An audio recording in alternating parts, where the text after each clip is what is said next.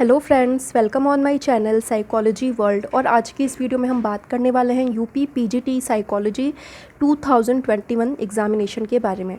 तो जैसा कि आप सबको पता होगा कि इसके डेट आउट हो गए हैं 17 एंड 18 अगस्त को इसका एग्ज़ाम होने वाला है।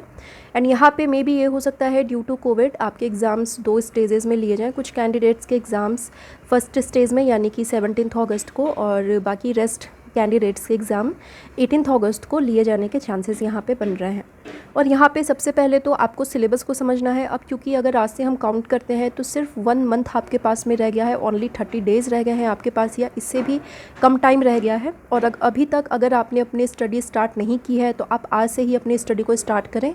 और यहाँ पर सबसे पहले आपको अपने सिलेबस को समझना है कि आपके सिलेबस में क्या चीज़ें दी गई हैं। यहाँ आपको साइकोलॉजी की मीनिंग के बारे में समझना है, व्हाट इज़ साइकोलॉजी, और इसकी डेफिनेशन को समझना है। अलग अलग definition according to behaviourism, according to structuralism, इस तरह से डेफिनेशन को आपको पढ़ना है। और इसके विषय क्षेत्र यानी कि इसके स्कोप्स के बारे में पढ़ना है, इसकी यूटिलिटी के बारे में पढ़ना है। और यहाँ पे मनोविज्ञान की अध्ययन की विधियाँ, किस किस मेथड्स का यूज़ करके हम साइकोलॉजी को स्टडी कर सकते हैं, उसके बारे में पढ़ना है। यहाँ पे आपका थोड़ा सा रिसर्च का पार्ट भी आ जाएगा, और यहाँ पे रिसर्च के मेथड्स को पढ़ना है, और रिसर्च मेथडोलॉजी को भी यहाँ पे पढ़ना होगा। और यहाँ पे रिसर्च डिज़ाइन के बारे में भी पढ़ना होगा, इसकी मीनिंग को पढ़ना है। इसके अलग अलग टाइप्स अगर आप पढ़ सकते हैं तो इसको भी आप पढ़ लें। इसके बाद नेक्स्ट टॉपिक हमारा आया हुआ है। यहाँ पे एक चीज़ मैं क्लियर कर दूँ कि साइट पे हिंदी मीडियम में ही सिलेबस अपलोड किया गया है, इंग्लिश में सिलेबस अपलोड नहीं किया गया है, जिससे कि हमारे इंग्लिश मीडियम वाले बच्चों के लिए बहुत सारे वहाँ पे चैलेंजेस उनको फेस करने पड़ रहे हैं, उनको सिलेबस अच्छे से क्लियर नहीं हो पा रहा है। तो यहाँ पे आज की वीडियो में मैंने बिल्कुल ट्राई किया हुआ है कि सिलेबस को मैं आपको अच्छे से क्लियर करवाऊँ। हिंदी में भी और इंग्लिश में भी मैं बाइलिंगुअल लैंग्वेज का यूज़ कर रही हूँ, जिससे कि आपको सिलेबस अच्छे से क्लियर हो जाए। इसके बाद आगे हम बढ़ते हैं। तो यहाँ पे कॉग्निटिव साइकोलॉजी के पार्ट्स यहाँ पे स्टार्ट होते हैं। कॉग्निटिव साइकोलॉजी में आपको सबसे पहले मोटिवेशन को पढ़ना है, मोटिवेशन को प्रभावित करने वाले कारक, इसके फैक्टर्स को पढ़ने हैं। इसके साथ ही साथ में इसके सोशल मोटिव्स के बारे में भी पढ़ना है, साथ ही में बायोलॉजिकल मोटिव के बारे में भी आपको पढ़ना है। इसके बाद में नेक्स्ट टॉपिक आ रहा है संवेग का, यानी कि इमोशन। और यहाँ पे इमोशन के अलग अलग स्टेजेस के बारे में पढ़ना है। इमोशन ड्यूरिंग इमोशन हमारे अंदर किस तरह के चेंजेस होते हैं, फिजिकल चेंजेस होते हैं, हार्मोनल चेंजेस होते हैं, इंटरनल चेंजेस होते हैं, एक्सटर्नल चेंजेस होते हैं। तो किस तरह से हमारा इमोशन बिहेवियर हम शो कर पाते हैं, उसके बारे में यहाँ पे पढ़ना है।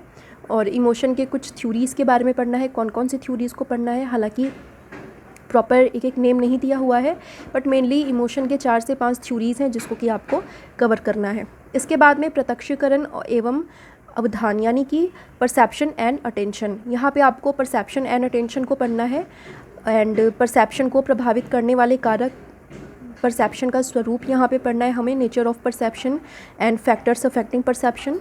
यहाँ पे गेस्टाल्ट थ्योरी ऑफ परसेप्शन को भी यहाँ पे इंक्लूड किया गया है। और यहाँ पे हमें परसेप्चुअल ऑर्गेनाइजेशन के प्रिंसिपल्स को भी पढ़ना है। इसके बाद में अटेंशन के नेचर को पढ़ना है, व्हाट इज़ अटेंशन। यहाँ पे अटेंशन के कैरेक्टरिस्टिक्स के बारे में पढ़ना है, टाइप्स ऑफ अटेंशन यहाँ पे पढ़ सकते हैं। और सेलेक्टिव अटेंशन के निर्धारक के बारे में पढ़ना है, means determinants of selective attention. और यहाँ पे सेलेक्टिव अटेंशन की कुछ थ्योरीज़ भी दी हुई हैं जिसको कि आप पढ़ सकते हैं। इसके बाद में आगे हम देखते हैं मेमोरी के बारे में पढ़ना है, what is memory, measurement of memory and forgetting, determinants affecting forgetting के बारे में पढ़ना है, टाइप्स ऑफ मेमोरी। इससे काफ़ी क्वेश्चंस आपके आते भी हैं। एंड आगे आपको लर्निंग के बारे में पढ़ना है, एंड लर्निंग को प्रभावित करने वाले कारक, मीन्स फैक्टर्स अफेक्टिंग लर्निंग। और यहाँ पे लर्निंग के 4 थ्योरीज़ आपको यहाँ पे इंक्लूडेड है सिलेबस में। एंड कंडीशनिंग की थ्योरी पढ़नी है आपको, क्लासिकल कंडीशनिंग एंड स्किनर की थ्योरी पढ़नी है यहाँ पे। इसके बाद में ट्रायल एंड एरर थ्योरी पढ़नी है, इनसाइट थ्योरी भी पढ़नी है। और इसको प्रभावित करने वाले कारक, कौन कौन से कारक हैं जो कि लर्निंग को प्रभावित करते हैं, इसके बारे में आपको पढ़ना है।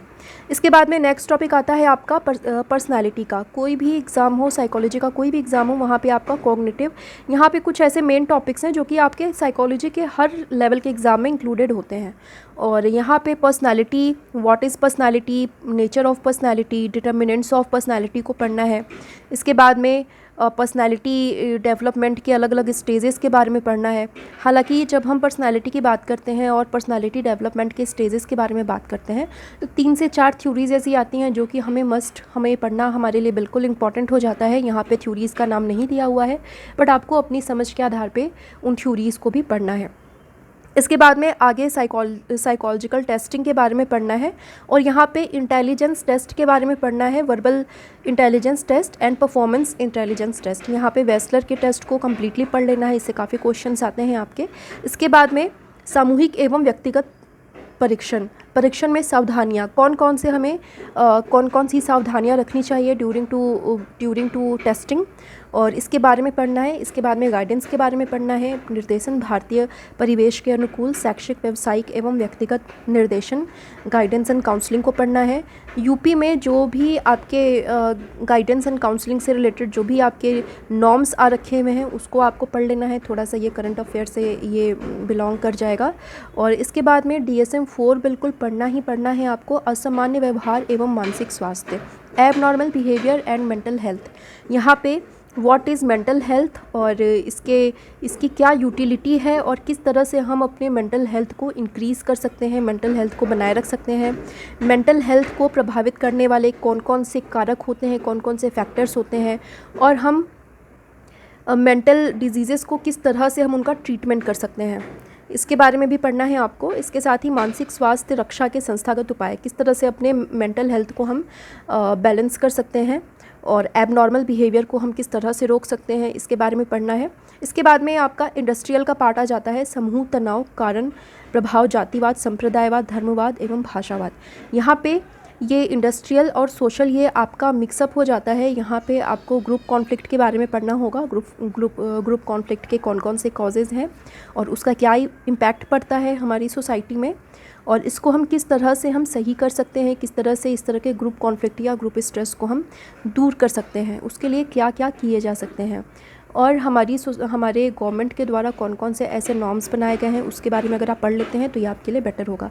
इसके बाद में इंडस्ट्रियल साइकोलॉजी आ जाता है आपका, प्रबंधन का स्वरूप, मैनेजमेंट के बारे में पढ़ना है, और कर्मचारी चयन, पर्सनल सिलेक्शन को पढ़ना है। इसमें हम कौन कौन से एरर करते हैं उसके बारे में पढ़ना है, और कर्मचारी चयन के मानक, कौन कौन से मानक होते हैं, किस तरह से हम किसी भी एम्प्लॉय का सिलेक्शन किया जा सकता है, किस तरह से हम परफेक्ट एम्प्लॉय का हम सिलेक्शन कर सकते हैं, उसके बारे में पढ़ना है। इसके बाद में जॉब एनालिसिस का साइकोलॉजिकल बेस पढ़ना है, and industry and human relation के बारे में पढ़ना है, एंड स्ट्राइक के कारण और उसके निवारण।